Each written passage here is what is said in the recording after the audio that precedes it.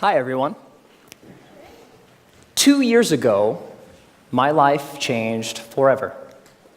My wife, Kelsey, and I welcomed our daughter, Leela, into the world. Now, becoming a parent is an amazing, amazing experience. Your whole world changes overnight, and all of your priorities change immediately, so fast that it makes it really difficult to process sometimes.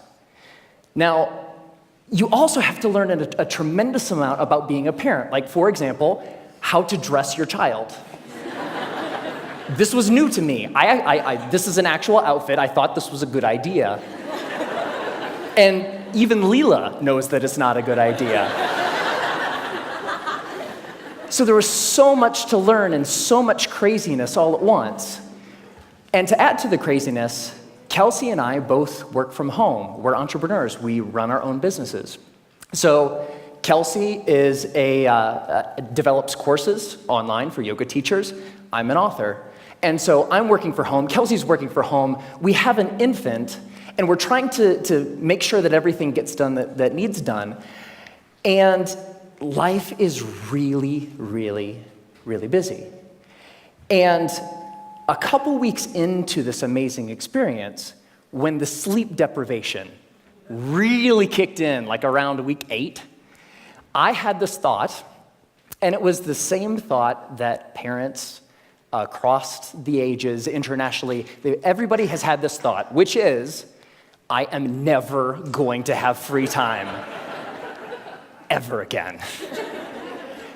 And somebody said it's true. Yeah, it's not exactly true, but it feels really, really true in that moment. And this was really disconcerting to me, because one of the things that I enjoy more than anything else is learning new things. Getting curious about something and diving in and fiddling around and learning through trial and error and eventually becoming pretty good at something. And without this free time, I didn't know how I was ever going to do that ever again. And so I'm a big geek. I want to keep learning things. I want to keep growing. And so what I decided to do was go to the library and go to the bookstore and look at what research says about how we learn and how we learn quickly. And I read a bunch of books, I read a bunch of websites, and trying to answer this question, how long does it take to acquire a new skill? You know what I found? 10,000 hours. Anybody ever heard this? 10,000. It takes 10,000 hours. If you want to learn something new, if you want to be good at it, it's going to take 10,000 hours to get there. And I read this in book after book and website after website, and my mental experience of reading all of this stuff was like, no! I don't have time. I don't have 10,000 hours. I am never going to be able to learn anything new ever again. But that's not true. So 10,000 hours, just to give you a rough order of magnitude, 10,000 hours is a full-time job for 5 years. That's a long time. And we've all had the experience of learning something new, and it didn't take us anywhere close to that amount of time, right?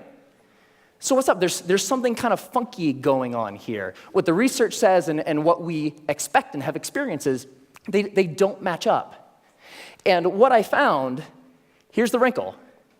The 10,000 hour rule came out of studies of expert level performance. There was a professor at Florida State University. His name is K. Anders Ericsson. He's the originator of the 10,000 hour rule. And where that came from is he studied professional athletes, world-class musicians, chess grandmasters, all of these ultra-competitive folks in ultra-high-performing fields, and he tried to figure out how long does it take to get to the top of those kinds of fields. And what he found is the more deliberate practice, the more time that those individuals spent practicing the elements of whatever it is that they do, the more time you spend, the better you get. And the folks at the tippy top of their fields put in around 10,000 hours of practice. Now, we were talking about the game of telephone a little bit earlier. here's what happened. An author by the name of Malcolm Gladwell wrote a book in 2007 called Outliers, the Story of Success. And the centerpiece of that book was the 10,000-hour rule. Practice a lot, practice well, and you will do extremely well. You'll reach the top of your field. So the message, what Dr. Erickson was actually saying is, it takes 10,000 hours to get to the top of an ultra-competitive field in a very narrow subject. That's what that means. But here's what happened. Ever since Outliers came out, immediately came out, reached the top of the bestseller list, stayed there for 3 solid months. All of a sudden, the 10,000-hour rule was everywhere. And a society-wide game of telephone started to be played. So this message, it takes 10,000 hours to reach the top of an ultra-competitive field, became, it takes 10,000 hours to become an expert at something. Which became, it takes 10,000 hours to become good at something. Which became, it takes 10,000 hours to learn something. But that last statement, it takes 10,000 hours to learn something, it's not true. It's not true. So, what the research actually says, if I spent a lot of time here at the CSU library in the cognitive psychology stacks, because I'm a geek. And when you actually look at the studies of skill acquisition, you see over and over and over a graph like this. Now, researchers, whether they're studying a motor skill, something you do physically, or a mental skill, they like to study things that they can time, because you can quantify that, right? So they'll give research participants a little task, something that requires physical arrangement or something that requires learning a little mental trick, and they'll time how long a participant takes to complete the skill. And here's what this graph says. When you start, so when researchers gave participants a task, it took them a really long time because it was new and they were horrible. With a little bit of practice, they get better and better and better, and that early part of practice is really, really efficient. People get good at things with just a little bit of practice. Now, what's interesting to note is that if, we don't really, for skills that we want to learn for ourselves, we don't care so much about time, right? We just care about how good we are, whatever good happens to mean. So if we relabel performance time to how good you are, the graph flips, and you get this famous and widely known, this is the learning curve. And the story of the learning curve is when you start, you're grossly incompetent and you know it, right? With a little bit of practice, you get really good really quick. So that early level of improvement is really fast. And then at a certain point, you reach a plateau, and the subsequent gains become much harder to get. They take more time to get. Now, my question is, I want that, right? How long does it take from starting something and being grossly incompetent and knowing it to being reasonably good in, hopefully, as short a period of time as possible? So, how long does that take? Here's what my research says. 20 hours. That's it. You can go from knowing nothing about any skill that you can think of. Want to learn a language? Want to learn how to draw? Want to learn how to juggle flaming chainsaws? If you put 20 hours of focused, deliberate practice into that thing, you will be astounded at how good you are. 20 hours is doable. That's about 45 minutes a day for about a month, even skipping a couple days here and there. 20 hours isn't that hard to accumulate. Now, there's a method to doing this, because it's not like you can just start fiddling around for about 20 hours and expect these massive improvements. There's a way to practice intelligently. There's a way to practice efficiently that will make sure that you invest those 20 hours in the most effective way that you possibly can. And here's the method. It applies to anything. The first is to deconstruct the skill. Decide exactly what you want to be able to do when you're done, and then look into the skill and break it down into smaller and smaller pieces. Most of the things that we think of as skills are actually big bundles of skills that require all sorts of different things. The more you can break apart the skill, the more you're able to decide what are the parts of this skill that will actually help me get to what I want, and then you can practice those first. And if you practice the most important things first, you'll be able to improve your performance in the least amount of time possible. The second is learn enough to self-correct. So get 3 to 5 resources about what it is you're trying to learn. Could be books, could be DVDs, could be courses, could be anything. But don't use those as a way to procrastinate on practice. I know I do this, right? Get like 20 books about the topic. It's like, I'm going to start learning how to program a computer when I complete these 20 books. No, that's procrastination. What you want to do is learn just enough that you can actually practice and self-correct or self-edit as you practice. So the learning becomes a way of getting better at noticing when you're making a mistake and then doing something a little different. The third is to remove barriers to practice. Distractions, television, internet, all of these things that get in the way of you actually sitting down and doing the work. And the more you're able to use just a little bit of willpower to remove the distractions that are keeping you from practicing, the more likely you are to actually sit down and practice, right?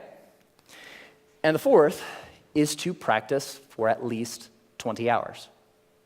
Now, most skills have what I call a frustration barrier. You know, the grossly incompetent knowing it part. That's really, really frustrating. We don't like to feel stupid. And feeling stupid is a barrier to us actually sitting down and doing the work. So by pre-committing to practicing whatever it is that you want to do for at least 20 hours, you will be able to overcome that initial frustration barrier and stick with the practice long enough to actually reap the rewards. All right? That's it. It's not rocket science. 4 very simple steps that you can use to learn anything. Now, this is easy to talk about in theory, but it's more fun to talk about in practice. So one of the things that I've wanted to learn how to do for a long time is play the ukulele. Has anybody seen Jake Shimabukuro's TED Talk where he plays the ukulele and makes it sound like he's like an ukulele god? It's amazing. It's like I saw that. It's like, that is so cool. It's such a neat instrument. I would really like to learn how to play. And so I decided that to test this theory, I wanted to put 20 hours into practicing the ukulele and see where we got.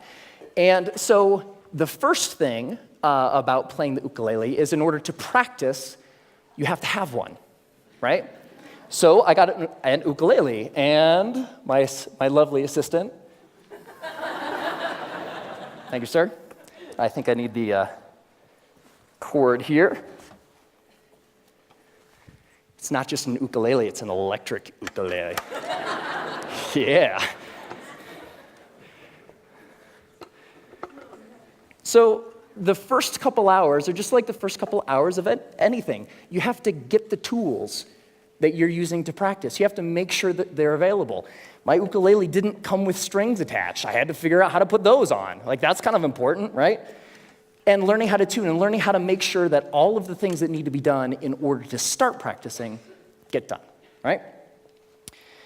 Now, one of the things when I was ready to actually start practicing was I looked in online databases and songbooks for how to play songs. And they say, okay, ukuleles, you can play more than one string at a time, so you can play chords. That's cool. You're accompanying yourself. Yay, you. And when I started looking at songs, I had an ukulele chord book that had like hundreds of chords. I was like looking at this thing, like, whoa, that's intimidating. But when you look at the actual songs, you see the same chords over and over, right? As it turns out, playing the ukulele is kind of like doing anything. There's a very small set of things that are really important and techniques that you'll use all the time. And so in most songs, you'll use 4, maybe 5 chords, and that's it. That's the song. You don't have to know the hundreds as long as you know the 4 or the 5. So while I was doing my research, I found a wonderful little medley of pop songs by a band called Axis of Awesome. And somebody knows it. And what Axis of Awesome says is that you can learn, or you can play pretty much any pop song of the past 5 decades if you know 4 chords. And those chords are G, D, E minor, C. 4 chords, pump out every pop song ever, right? So I thought, this is cool. I would like to play every pop song ever. So that was the first song I decided to learn, and I would like to actually share it with you. Ready? All right.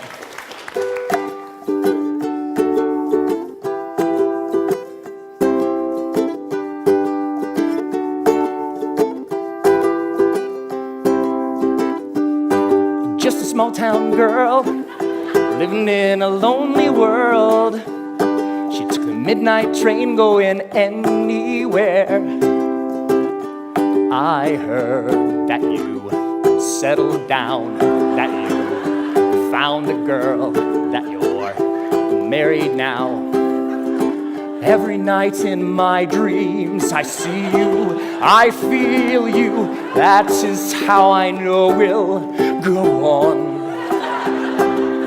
I won't hesitate no more. It cannot wait, I'm yours. 'Cause you are amazing. We did amazing things. If I could, then I would. I'd go wherever you will. And can you feel the love tonight?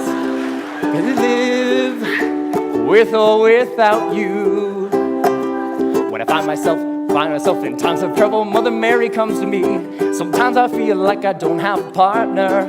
No woman, no cry, mama, this surely is a dream. I come from a land down under. Once a jolly swag man camped by a billabong. Hey, I just met you, and this is crazy, but here's my number, so call me. Hey, sexy lady, whoop, whoop, whoop, whoop, whoop 'em Gangnam Style. Time to say goodbye. Closing time. Every new beginning comes from some other beginning's end.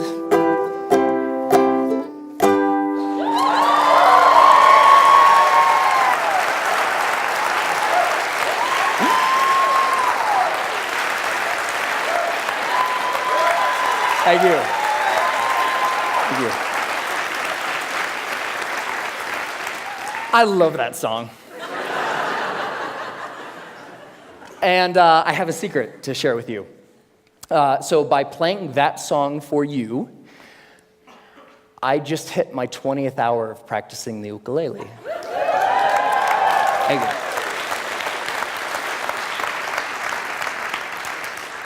And so it's amazing, pretty much anything that you can think of. What do you want to do?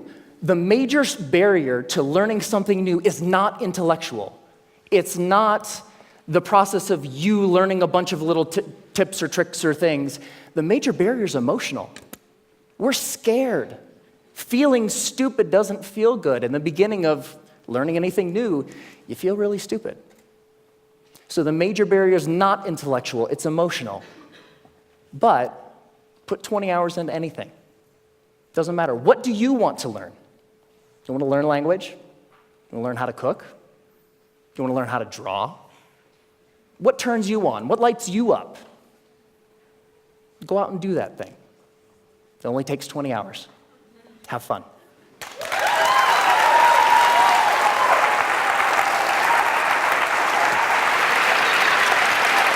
Great job.